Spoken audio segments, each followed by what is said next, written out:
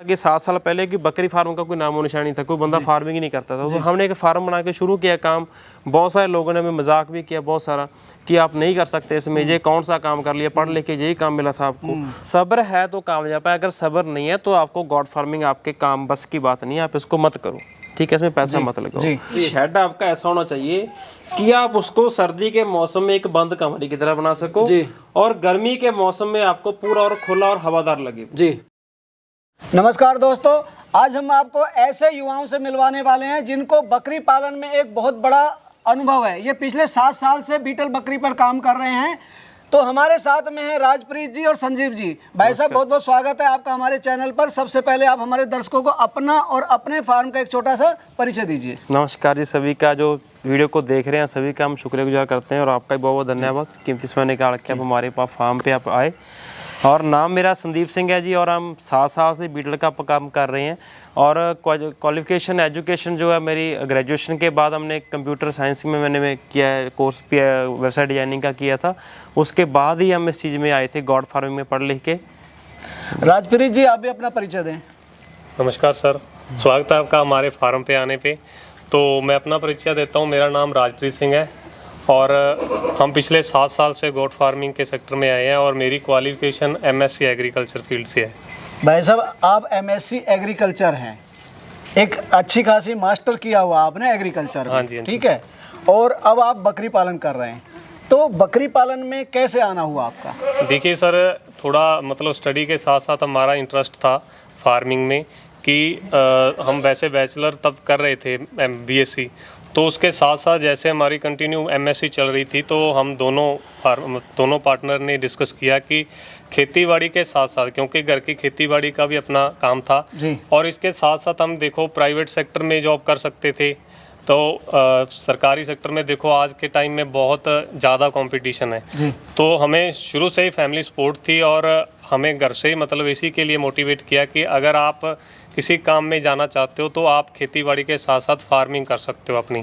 तो हमें हमारे किसी रिश्तेदार ने इस बारे में सलाह दी, तो हमने दोनों पार्टनर ने क्या किया कि ट्रेनिंग लेने के लिए CIRG मथुरा चले गए। वहीं से हमें पूरी मोटिवेशन मिली इस काम के बारे में।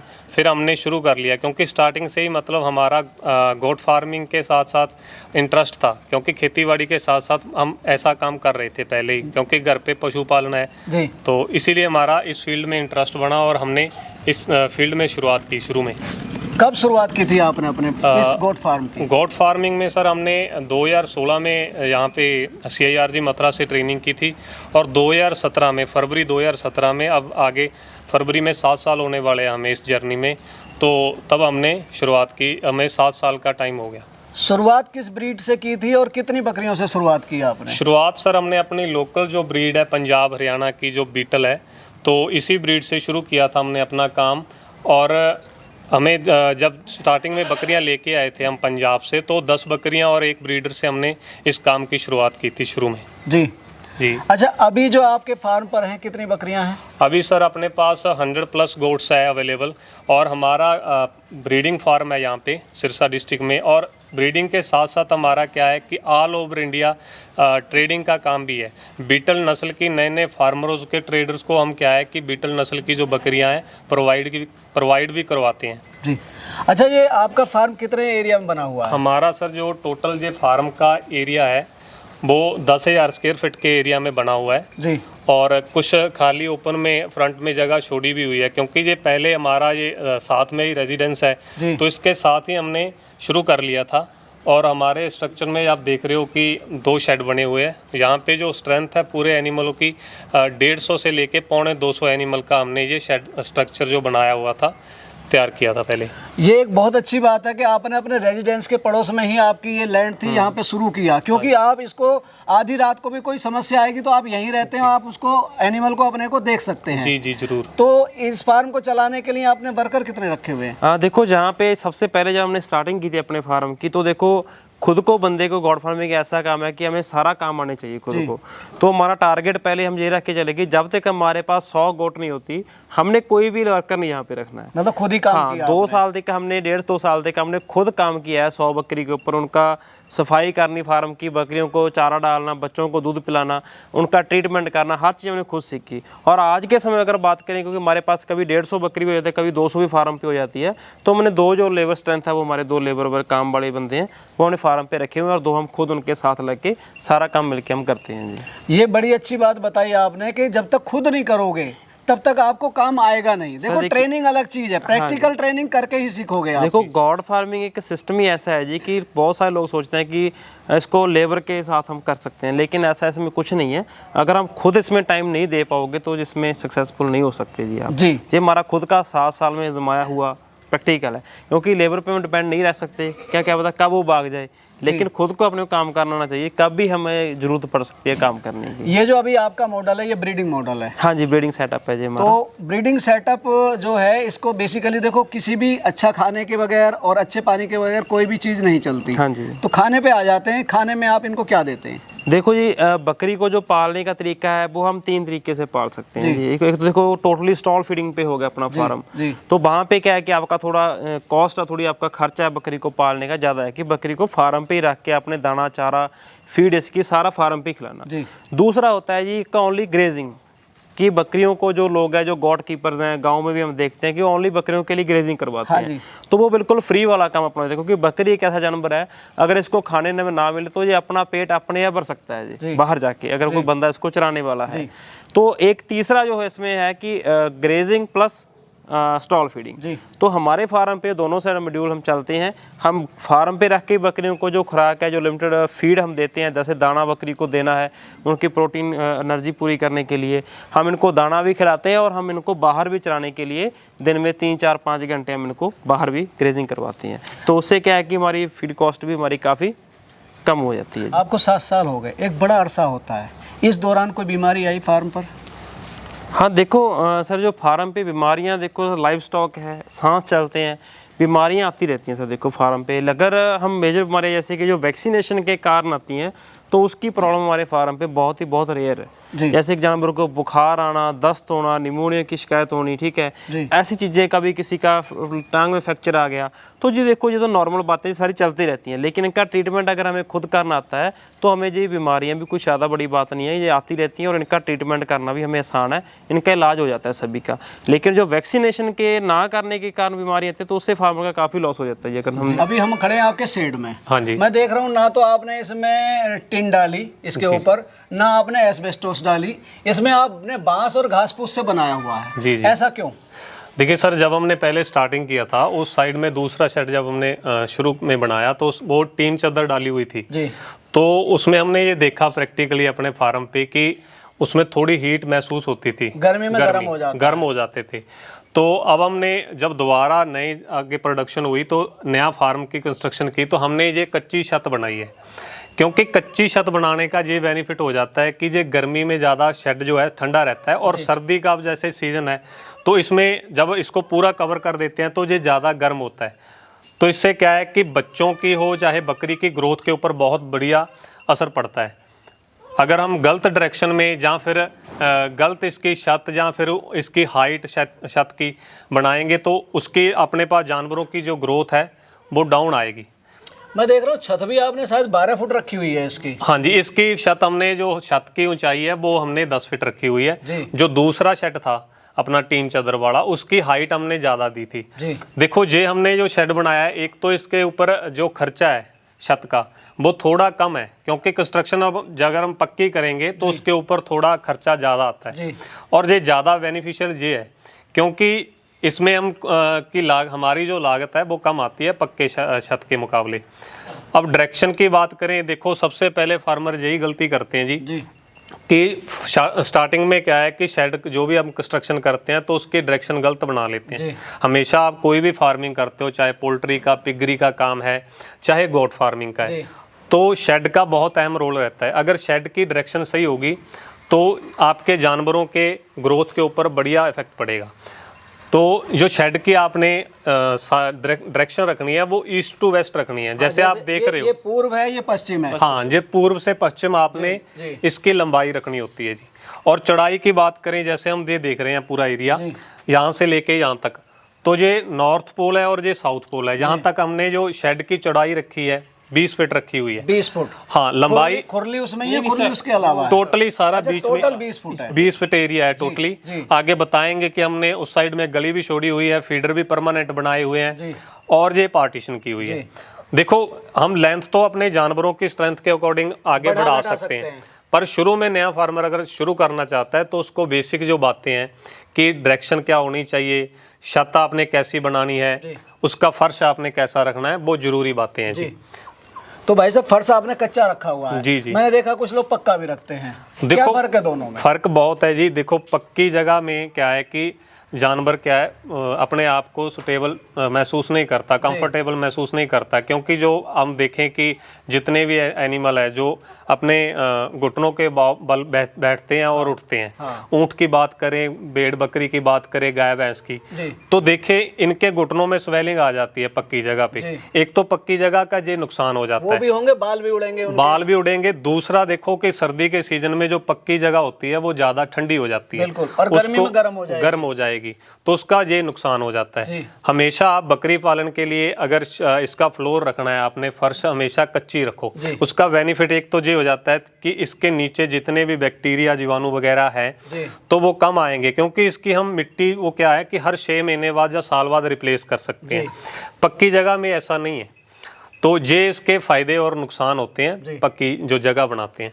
जो खुरली रखी हुई है आपने, थोड़ा इसके बारे में बताइए। और ये गैलरी क्यों छोड़ी हुई है आपने, यहाँ से वहाँ तक गैलरी है, उसकी क्या वजह है?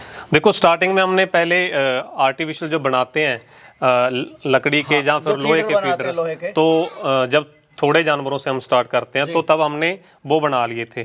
उसकी प्रॉब्लम क्या थी कि जानवर जो छोटे बच्चे होते हैं तो वो उछल कूद करके उनके उलट भी देते हैं और चोट भी लग जाती है। चोट भी लग जाती थी, और उसके अंदर क्या है कि बकरी के फीडर में गंदगी फैला देते थे।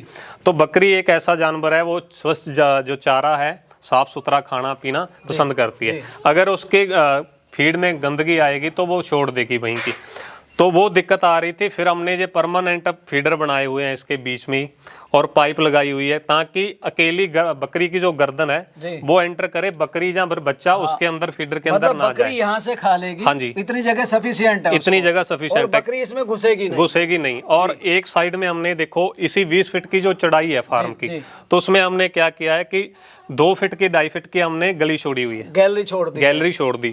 क्योंकि शुरू में हम जब चारा डालते थे बकरियों को तो उसमें क्या होता था कि बकरियां अपने पांव के ऊपर चढ़ जाती थी, क्योंकि जल्दबाजी बहुत करती हैं खाने के टाइम। तो हमने क्या किया, ये प्रॉब्लम को हमने फेस किया था शुरू में, तो हमने साथ में गली छोड़ दी। एक तो इसका बेनिफिट ये हो गया कि इनको तो चारा दाना जो भी डालना है बाहर से ही डल जाता है, फीडर की सफाई करनी है तो बाहर से ही हो जाती है। और एक चीज आपको मैं सबसे प्लस पॉइंट बताऊं कि अगर हम ऐसे गली छोड़ते हैं तो हमने यहाँ पे इसकी खिड़की लगाई हुई है, दरवाजा लगाया हुआ। इस जो गली का हमें बेनिफिट सर्दी के मौसम में एक और हो जाता है कि हम क्या करते हैं, जो छोटे बच्चे होते हैं, जो नवजात, जैसे आप देख रहे हो यहाँ पे, तो छोटे बच्चे हैं, तो इनको सर्दी से बचाने के लिए हम क्या करते हैं, इस गली के अंदर कवर कर देते हैं, इनके अंदर छोड़ देते हैं। क्योंकि ये दोनों साइड दीवारें बनी हुई है, दीवारें बनी हुई है तो हवा क्रॉस नहीं करेगी, हवा का वेंटिलेशन बिल्कुल नहीं होगा। तो इनको एक क्या है कि गर्म जगह पे हम उनको सेफ रख सकते हैं सर्दी के सीजन में, तो इसका बेनिफिट ये हो जाता है। मैंने कई फार्म पे ये देखा कि वो पूरा पैक कर देते हैं फार्म को। आपने बड़ी अच्छी वेंटिलेशन छोड़ी हुई है, बड़ी बड़ी खिड़कियां हैं, और उसकी वजह से कई बार जानवरों को गैस जो निकलती है, मीथेन निकलती है, वो फिर से इनहेल करते हैं, और कहीं ना कहीं उसमें मोटिलिटी आती है। थोड़ा सा इस बारे में बताइए। देखिए, उसका ये कारण होता है कि जैसे कि हमने ट्रेनिंग में बताया गया था, मथुरा जब CRG में गए थे, कि शेड आपका ऐसा होना चाहिए कि आप उसको सर्दी के मौसम में एक बंद कमरे की तरह बना सको, और गर्मी के मौसम में आपको पूरा और खुला और हवादार लगे। इस तरीके का शेड का डिजाइन होना चाहिए।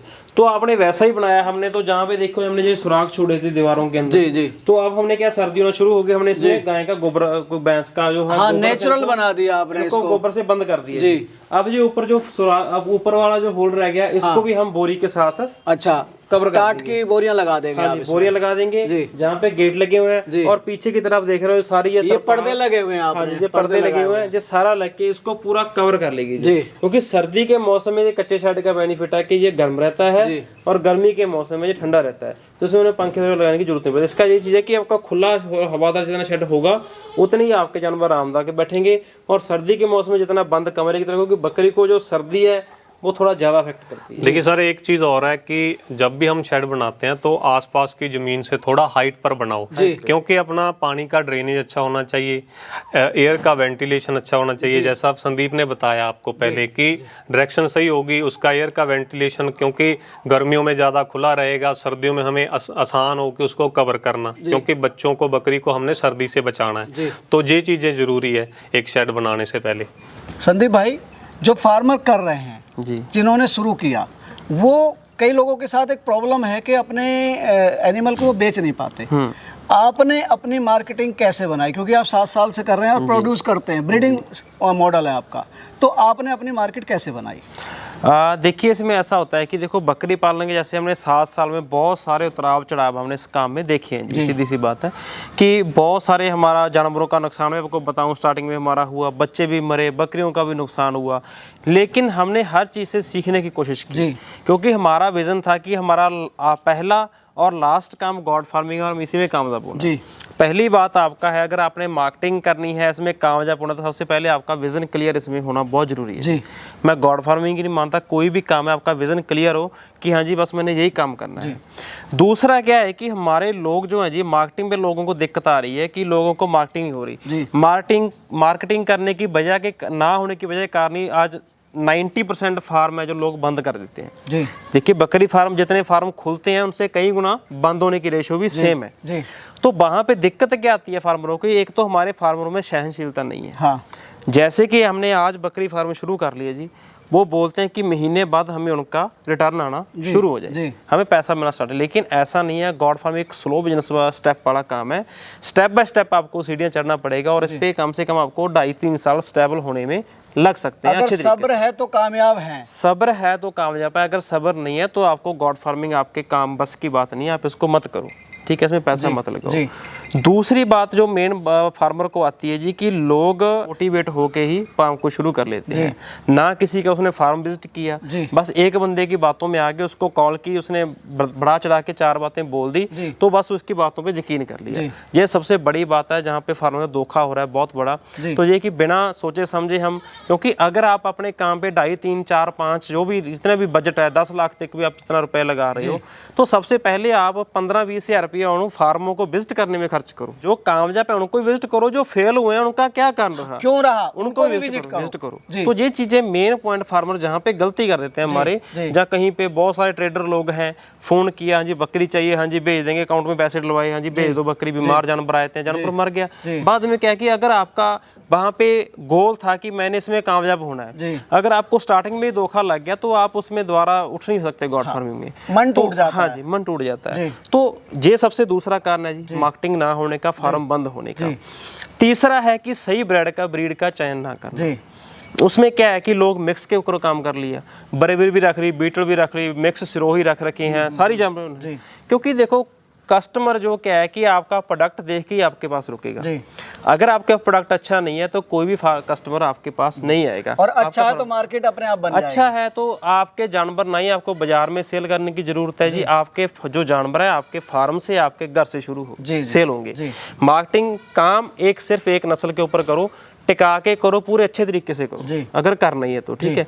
और हाँ, अगर आपको 2 का शौक है तो ब्रीडिंग सेटअप, आपका फार्म सेटअप अलग अलग होने चाहिए दोनों के। तो ये चीज़ें मेन तीसरी गलती जहाँ पे फार्मर से हो जाती है। और चौथा सबसे मेन बड़ा कारण है कि हमारे जो फार्मर हैं क्या है कि सोशल मीडिया पे आने में थोड़ा शर्माते हैं। अगर हम अपने बिजनेस की प्रमोशन ऑनलाइन नहीं कर सकते तो हम कुछ भी नहीं कर सकते, क्योंकि आप ही को पता है सर कि सोशल मीडिया आज के टाइम में सबसे ज़्यादा फास्ट है अपनी काम की प्रमोशन करने में। तो वहाँ पे आप आओ तो हमारा बस यही कुछ प्लस पॉइंट थे कि हमने सही ब्रीड का चयन किया, अच्छे इंस्टीट्यूट से ट्रेनिंग की। ट्रेनिंग करने के बाद देखो गॉड फार्मिंग एक ये नहीं कि आपने बकरियां बेचनी है और बस उसको पैसा कमाना है, आपको जानवर के साथ प्यार भी होना चाहिए।